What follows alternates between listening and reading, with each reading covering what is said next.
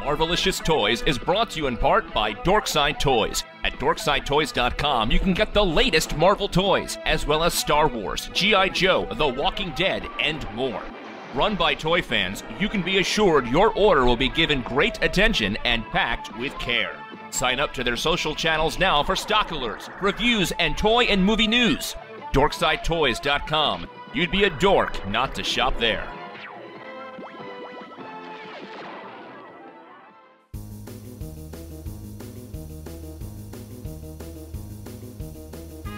Welcome to Marvelicious Toys, coming to you from San Diego Comic-Con International. Hosted by Justin and his amazing friends, Arnie and Marjorie. Be sure to come to MarveliciousToys.com, where you can see hundreds of pictures of items shown on the convention floor, and join in the forum conversation with other listeners. So for this year at San Diego Comic-Con, we're doing something brand new. We're going to Beast Mode. Beast Kingdom here at Comic-Con. We've kind of not talked so much about this company. I know we've talked about some of their egg attacks here and there.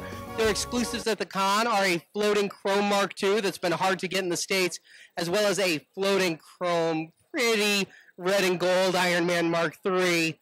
But holy Christ, I came over here and I'm like, we need to get here. We need to talk about this stuff because this is the largest Hulkbuster I've seen yet. It's the biggest one, right? This is a full quarter-scale Hulkbuster statue? Figure? I'm still trying to figure it out. Yeah, it looks like there might be some articulation. Like, it looks like the wrist turn at least, and like there's some pieces on the feet that look like they might be in different positions. There's some like plastic wrap shoved up his leg joints, so I'm sure there's articulation there, and they're protecting the paint. So yeah. This is a figure, folks. This thing is huge. I mean, it is half as tall as I am. Yeah, and it is an action figure according to the tag up here. It's a figure. Yeah. So not a statue, but I like how he's got some weathering on him. No kidding. He's got the scratches. Battle damage. It's. I like how he has the extra balance from the feet deployed on this. You know, kind of the concrete diggers he has going on there. Around the back, he's got another little bit of a joint coming out to help him stand. It just, man, every Hulkbuster we see gets bigger and better. And I don't even want to take a guess at what this one's going to set us back. Excuse me. Is there a price known for this Hulkbuster? Okay, do not know the price not even yet. A guess. So, yeah, there's lights in the back. There's 2 light-up pieces on the back of his leg, 3 light-up pieces in the back of the torso. No, 5 at least. Over here, this thing has just got some detail, some articulation.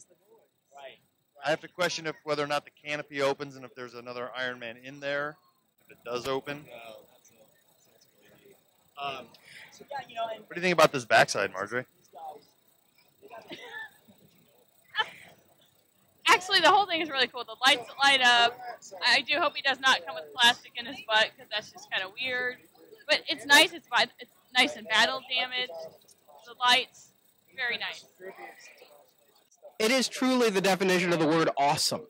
I am just in awe of this quarter-scale Hulkbuster. Maybe we'll all have to pitch in.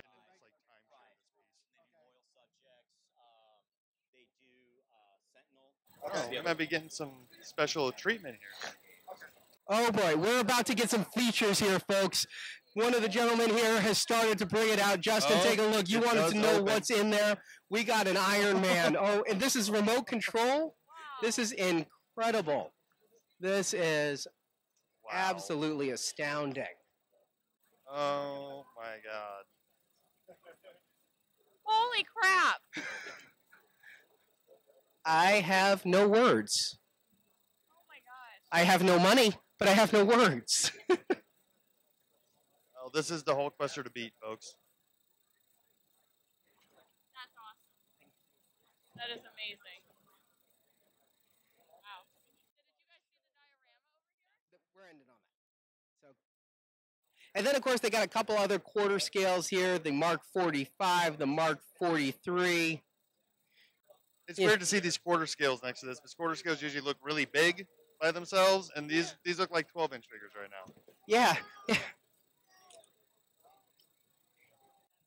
And they've got even more over here at the Comic Cave Studio in the same booth. They've got a whole bunch of little Iron Man toys. And I say little because I just stood next to the biggest Hulkbuster. I stood next to the John Holmes of Hulkbusters there. So we've got this Hulkbuster over here in 1/12 scale. Seems more my price. Yeah. More my speed, more my price. Interchangeable arms. Yeah, that looks to be articulated to a little degree. Not sure. Up in front here we have maybe another contender into the 6-inch scale Iron Man figures. You know, maybe these guys are taking over for the vaporware that was, I guess, anime. Well, guys, I don't know if you're noticing something on that tag, but we do know that company name that is making these. Marvel? Yeah, I think we just said that they were vaporware. These are Play Imaginative. They have found a new distributor. It is not Yes Anime, because that was no shipping. This is Comic Cave Studios. Actually, which is a subsidiary of the All He Holding Group. And I think Bluefin is distributing them. Okay, this is all very confusing, but you talked to some of the men working this booth. Yes, and they will be distributing the Play Imaginative toys, and they said they should be shipping very soon. They will be shipping? So they will be shipping. I didn't say will be, I said should be. Should be. A lot of things should be. Yeah. I have to say, I would kill for a legend scale, light up, gorgeous looking Hulkbuster. I'm not going to make that mistake again. Pre-ordering is out the window. Yeah, I will not pre-order, but I will give them money if it exists. How's that? Mm-hmm. And then their big thing on display here. This thing is amazing. A 1/8 scale diorama Avengers Age of Ultron. Have you guys seen The Devil's Advocate? You remember when like that sculpture comes to life with the Satan orgy? That's kind of what this is reminding me of. I haven't seen that, but it sounds a lot of fun. Yeah, you would think something like this is just a show-off piece at a booth, but no, this is something that I think they're preparing to actually make and sell to people. Well, it is licensed by Play Imaginative. Well, okay, so the planning part is there.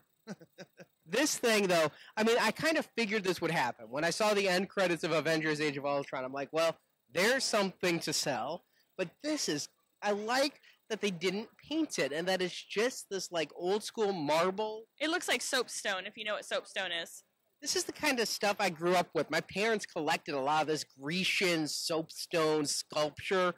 I might come by my collecting through nature or nurture. We always had soapstone things in our house because my aunt was from Korea, and she always bring us sculptures in soapstone. So it's very reminiscent of that from the 70s and 80s for me. Well, this thing is big enough that it's going to either take up an entire dining room table or you need like a fountain in your gardens in the backyard to put it in. Yeah, I mean, it is just incredible how the rotating base, I wish it would come with that rotating base, because I know how much that rotating base would cost at that size, and that it could just be like this. This is something for, like, when you go to Tim Cook's home. And if you liked Marvel, this is what you would see. And, Justin, you pointed out to me, though, one real fracture point, something, because I've collected Sideshow, I look at the weak points. That Ultron that's hanging there, Iron Man's blasted him.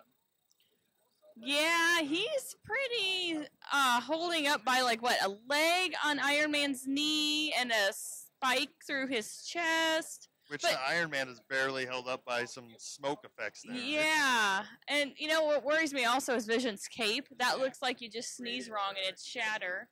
Because it's thick, though. Yeah. Now, looking at it closely, you can see some seam marks. Like this does happen in its ships. It might be somewhat of an assembly required type of thing where you're going to be popping people in with pegs. But, man, the detail is incredible in this. And every time it rotates, I see more. I didn't notice Quicksilver last time. Oh, yeah, there he is, giving the old quick elbow to an Ultron. And there's Scarlet Witch. I didn't see her before. You've got Hawkeye here with another Ultron hanging off the edge just by his ankles.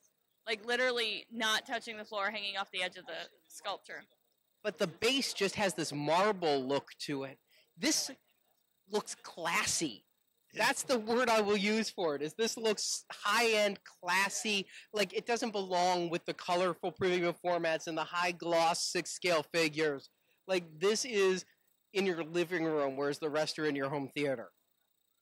Yeah, this is really nice. So you'd have to have a giant living room with a rotating base and some spotlights on it. We're really class a shawarma restaurant. You know, you order one of those. Yeah, totally. I can see that. Yeah. 70s. Upscale shawarma restaurant. Yep. Yeah. Thanks for watching this video. You can see full episodes of Marvelicious Toys with more collecting news and reviews at marvelicioustoys.com. We also have thousands of toy and collectible photos in our photo gallery. If you enjoyed this video, please subscribe to our YouTube channel. Until next time, make mine Marvelicious.